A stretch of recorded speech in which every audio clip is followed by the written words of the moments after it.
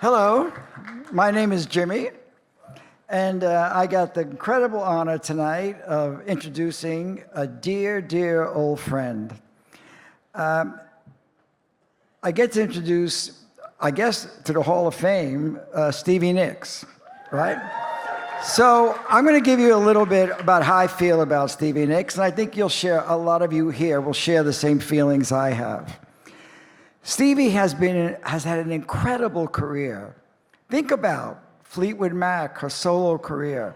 Think about the influence she's had on generations of young women singers. Massive.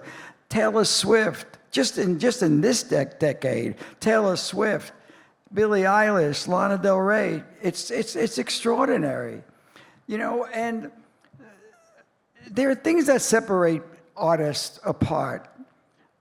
Yes, Stevie's one of the greatest songwriters to ever do it. But Stevie's voice is from another place. I've been fortunate to work with a lot of different great singers over the past, and when I was a producer or Interscope or any of that stuff, a lot of great singers. And it takes nothing away from them. But there's only two singers that I've ever worked with that never had to sing a second take. And if any of you ever worked in a studio, you know what I'm talking about. That is impossible. And one was Stevie Nicks, and the other one was John Lennon. They both are one-take people. That's who they are. They walk to that microphone, and this is how I sing, and you better record it quick. Right? So anyway, I get to introduce her now, and I'll tell you how I feel about her. I think, Stevie, because of your career and everything that you've done and the incredible influence you've had, yeah, you're one of the greatest rock and roll stars to ever live. But you are the greatest woman rock star ever. You are the GOAT. And let me introduce somebody I love like crazy. Stevie Nicks, the greatest who ever done it. I do this every night. Change the mic.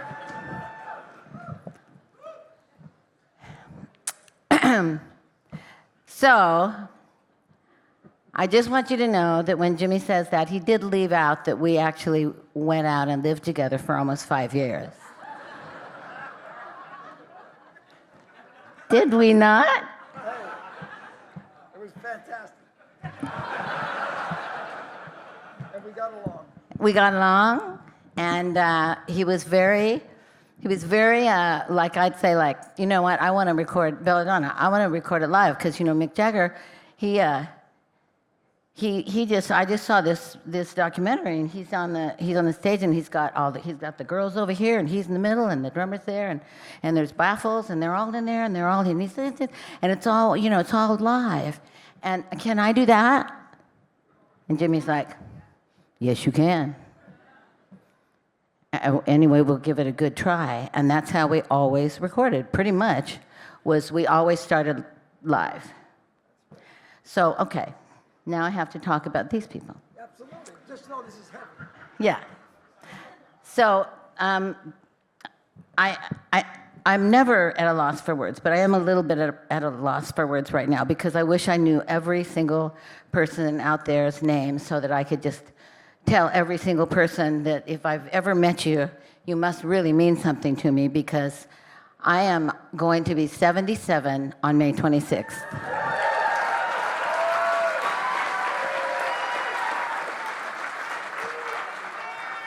I don't know if I'm going to celebrate that birthday. I might just have to go the other way now. But I will tell you that in 77 years, in 1968 is when I joined a band with Lindsay up in San Francisco, and we did for 2 years play. The band was really good. We opened for every San Francisco band that there was, for Chicago, for Jimi Hendrix, for 75,000 people. So it was not so hard for us to just go into Fleetwood Mac, because Lindsay and I were right here, and in the band that we joined, Fleetwood Mac, we were right here. And so it was kind of the same thing. So when we came into Fleetwood Mac, we weren't all that surprised about anything. We loved it. It was really, really good. But we weren't that surprised. So anyway, what I really, really want to tell you is when I think about the crew, the managers, the assistants, the people that come with you everywhere you go and make sure you're safe. All these people, when you walk out on the stage and you look up and you see like 4 twin mattresses hanging above you, and they've got glitter all over them, and they're quite pretty and quite expensive, and I did ask if I could maybe take one home. I was like thinking at the same time, what if that falls on me? That'll be it. I will die under a falling mattress in front of 25,000 people. So that is the safety that we need to feel when we are on stage. That is what makes us able to walk out and be our very best, is because we are not afraid of anything except possibly a really bad performance. But we know that we are safe. And that is what, without going into every single thing, because I'm too old to remember every single thing. So I can just tell you what I realize and remember and appreciate about Pollstar and about Irving. Thank you, Irving, for having this. And Jimmy, thank you for, being, so much to me. He gave me my solo career, so that's really a big thing. That made me feel very safe, too, because then I could get away from Fleetwood Mac. I love them, but it was good to get away from them. It's like, you guys go to Hawaii because you're lazy bums. I'll go with Jimmy, and we'll make a great album. You get a vacation, I don't get a vacation. I think that's why I'm getting this award, is because I never, ever get a vacation. Because I went back and forth and back and forth and back and forth and back and forth and back and forth. Gemini. In a band, 3 singers, by yourself, just you with 2 really great background singers that were my band. Lori and Sharon, they're not here tonight, but they're always in my heart. And I'm actually making a record right now. I call it the ghost record because it doesn't really, it's just kind of happened in the last couple weeks because, the fires. The fires. And I was sitting in a hotel for 92 days, and at some point during that last part of the 92 days, I said, you know what? I feel like I'm on the road, but there's no shows. I'm just sitting here by myself because everybody else is at the house doing all the remediations and everything, and it's just me sitting here. And I thought, you need to go back to work. And I did, and I have 7 songs, and they are autobiographical, real stories where I'm not pulling any punches for probably the first time in my life. They're not airy-fairy songs that you are wondering who they're about, but you don't really get it. They're real stories of memories of mine, of fantastic men.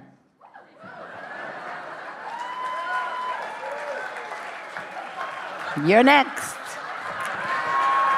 Yes.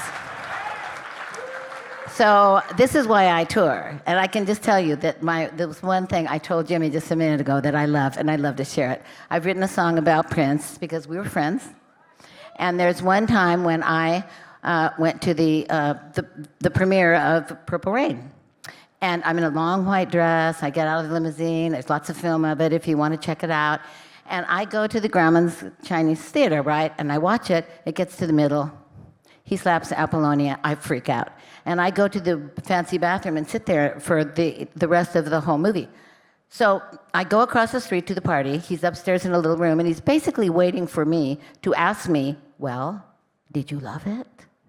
So I go upstairs, and I'm like, hey. And he goes, well, did you love it? And I'm like, I only saw the first half. And he's like, why? Because you slapped that girl. And it upset me. And he's like, and I said, but I brought you a gift. It's a really beautiful 24-karat necklace with little gold hearts on it and here. And he goes, I don't want your necklace. And then he said, this is in the song, this is where this record began. You always bring me a gift. You never bring me you.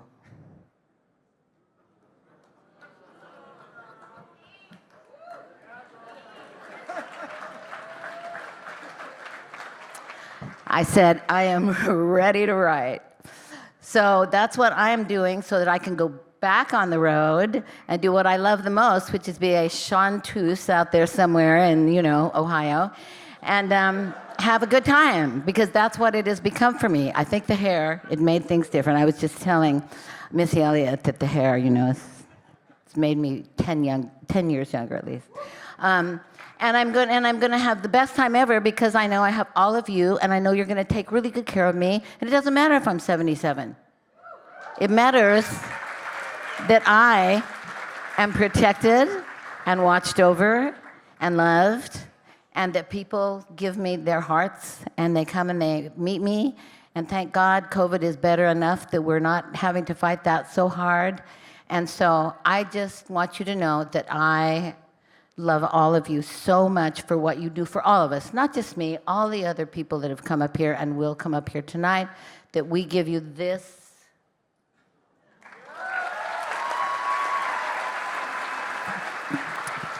And don't forget, I'm always around. I'm just at the other end of that cord. And keep in touch. I love you all. Thank you.